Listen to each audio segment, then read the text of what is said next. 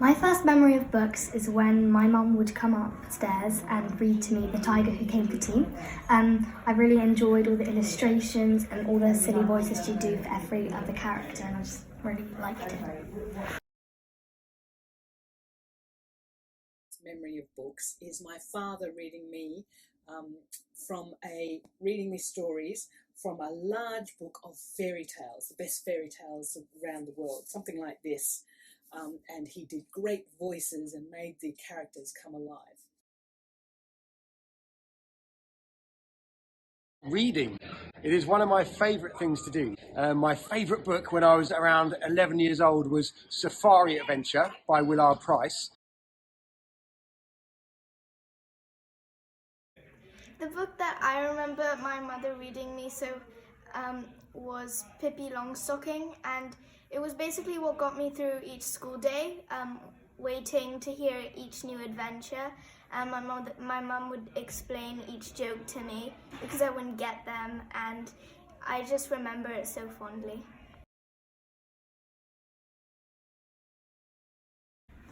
The book I wish I could read again for the first time is School, as football was one of my favourite sports, and the story of its fictional character Santiago can be related to many footballers across the world.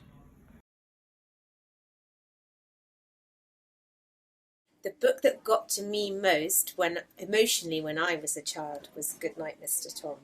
I still love it, and I think I was bowled over by what it would be like to be an evacuee, and it really sparked my interest, and I loved it. It was very sad. I still really liked it.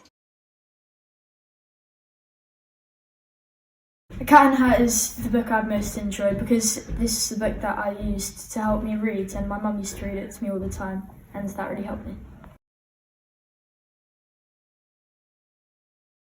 So I wasn't the biggest reader when I was younger. However, my love for reading has ignited greatly since having Benji and going through and looking at the characters and seeing the excitement that books and characters bring to him. So his favourite book at the moment is The Gruffalo, and we read it most nights, and I think I probably know the story off by heart now.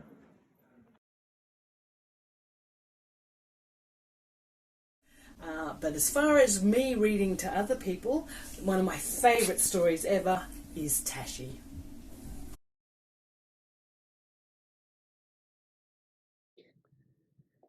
So for me, it's a book written by a chap called Clive King, and it's called Stig of the Dump. Now, Stig is a sort of mystical figure who this boy falls into a chalk pit and meets Stig.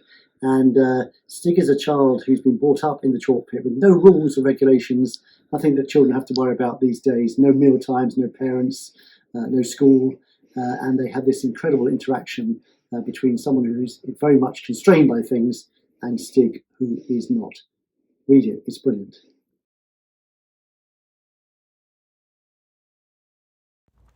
My favourite book is called The Magician by Raymond E. Feist, and I remember reading it when I was maybe about 15. It was the first time I'd read a fantasy type of book, and it is an adventure with war and battles, and I've read it many, many times, and I don't have a copy now because every time I buy a copy, I always end up giving it away to somebody.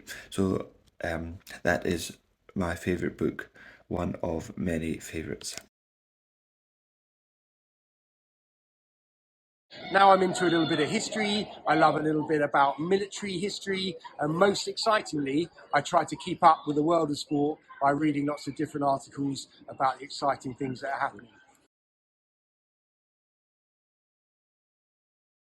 One of my favourite memories of primary school is listening to story time, which I had, I think, twice a week on a Wednesday and a Friday afternoon, and we often had to look on a Friday afternoon to a very famous person called Benny the Bookworm, and here is Benny the Bookworm. Now, my real name is actually Benny, so that's why I liked him, but then also, furthermore, you're going to see he's going to start singing, the flowers are going to sing for us, and then they're going to open the book, and then we always had to listen to very amazing stories. So even in other languages, we all listen to lovely stories. Sleuteltjie, sleuteltjie op saksatijn. Laat toch 'n storie uit die boek verskyn. Draai die slot, die boek gaan oop. The ship sank. It made a sound like a monstrous metallic burp. Things bubbled at the surface and then vanished. Everything was screaming. The sea, the wind, my heart. From the lifeboat I saw something in the water. I cried, "Richard Parker, is that you? It's so hard to see. Oh, that this rain would stop. Richard Parker? Yes, it is you." I could see his head. He was struggling to stay at the surface of the water. He had seen me. He looked panic-stricken. He started swimming my way. The water about him was shifting wildly. He looked small and helpless. I threw the lifebuoy mightily. It fell in the water right in front of him. With his last energies, he stretched forward and took hold of it. "Hold on tight. I'll pull you in. Don't let go. Pull with your eyes while I pull with my hands. In a few seconds you'll be aboard and we'll be together." Wait a second. Together? We'll be together? Have I gone mad? I woke up to what I was doing. Oh my God. Truly, I was to be the next goat. I had a wet, trembling, half-drowned, heaving and coughing 3-year-old adult Bengal tiger in my lifeboat.